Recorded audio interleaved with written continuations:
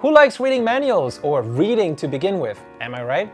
We hear you, and we hope you enjoy this video setup tutorial for the ROG Destrier, our latest gaming chair. So we have the legs of the chair, 5 wheels, a gas cylinder, the seat, 2 armrests, a headrest, acoustic panel, the backrest, a bag of screws, and a screwdriver. Let's start with the wheels and pop them into the base of the chair, and then build our way up from there. These definitely look like quality wheels, 75mm diameter for smooth and steady roll.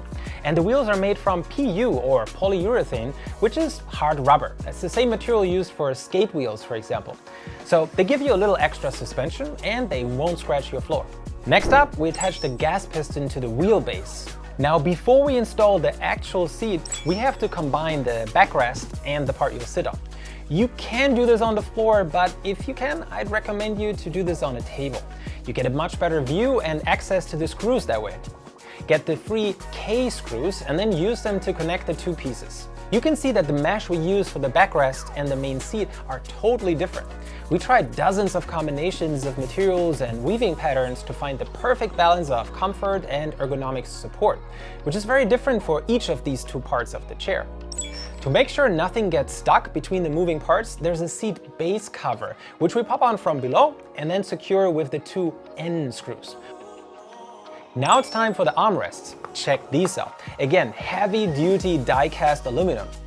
Okay, find your L screws and pop in 3 on each side. Now we have to combine these 2 parts. We just slide the wheelbase into the chair assembly. The next steps are optional, the headrest and the acoustic cover. Start with the cover leaning into the chair, press on it here, and then pull it up so you can hook it in. The acoustic cover attaches via the 2 M screws here.